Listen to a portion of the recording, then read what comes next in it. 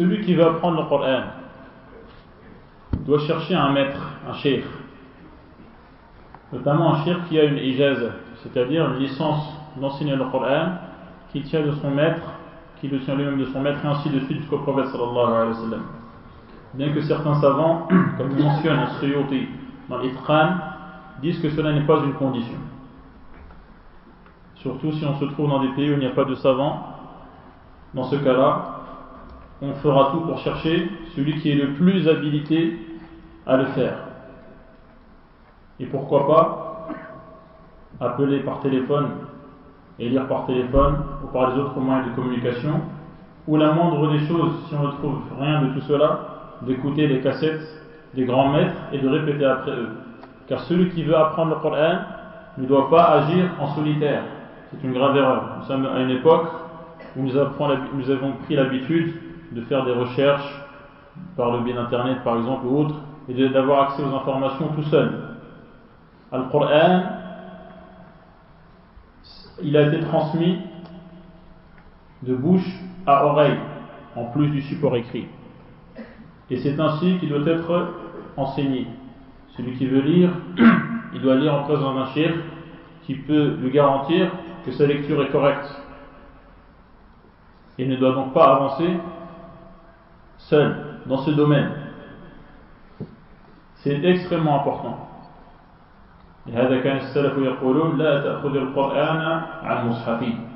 N'apprend pas le Coran d'après quelqu'un qui l'a pris tout seul dans le mushaf, surtout à l'époque. Et ensuite, lorsqu'il a trouvé la personne avec laquelle il va progresser dans le Coran, il procède par étapes. Avant de chercher à apprendre, il va devant lui et lui lit le passage. Ça ne sert à rien de vouloir apprendre un grand passage. La science, ça s'apprend petit à petit et jour après jour. Et c'est un travail de longue haleine.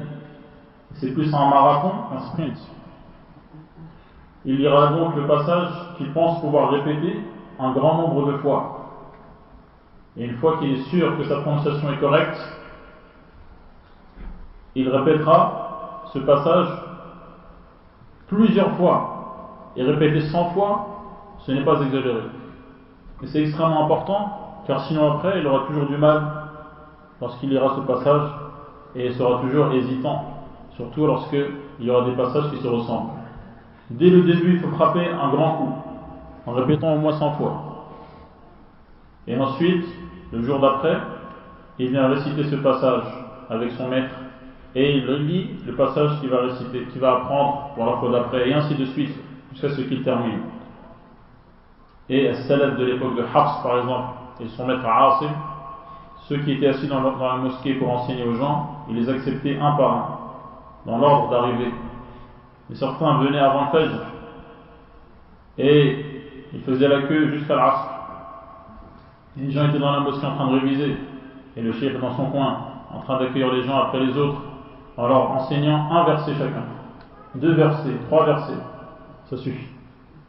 Pour qu'ils puissent les répéter souvent, et cela est plus ancré dans la poitrine. Ça ne sert à rien de vouloir aller trop vite.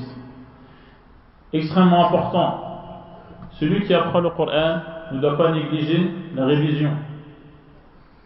Certaines personnes apprennent, et ensuite, lorsqu'ils se retournent pour voir qu'est-ce qu'ils ont dans leur mémoire, ils ne trouvent rien. Parce qu'ils apprennent sans réviser. Il faut en même temps mémoriser les nouvelles sourates et réviser constamment, comme nous avons vu au début de la conférence, les sourates qu'on connaît déjà par cœur. C'est extrêmement important. Et ensuite, une fois qu'on a appris le Coran par cœur, chercher une personne pour pouvoir obtenir une ijaza, c'est-à-dire de réciter le Coran du début à la fin et de recevoir une licence, donc qui introduit notre nom dans la liste des noms de ceux qui ont lu, à commencer par les compagnons qui ont lu devant le prophète sallallahu alayhi wa sallam, ou à qui le prophète a enseigné, et ainsi de suite jusqu'à aujourd'hui.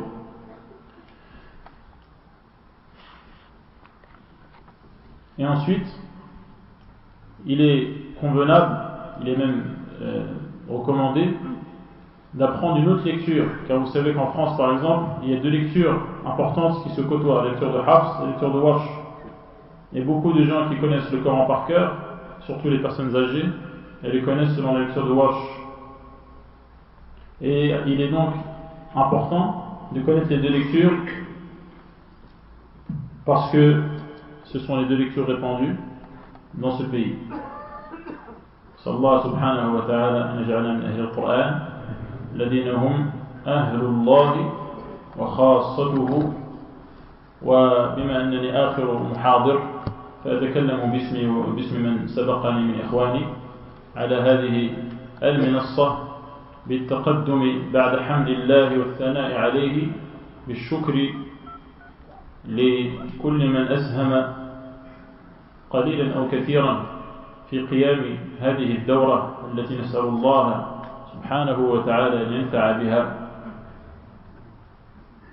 وأن تكون سببا لنشر العلم النافع الذي ينتج عنه العمل الصالح، بدءا برئيس الجمعية وغيرهم من أعضاء الجمعية وممن تعاون معهم، سواء كان هذا في الترتيب أو في الطبخ أو في الاستقبال أو في تنظيم السيارات وغير ذلك ممن لم نرهم ولكن الله رآهم. ومن أخلص العمل لله فليبشر بكل خير. وأحثكم ونفسي بالتعاون على البر والتقوى وعدم التعاون على الإثم والعدوان. أقول قولي هذا وأستغفر الله. أحسن الله إليك.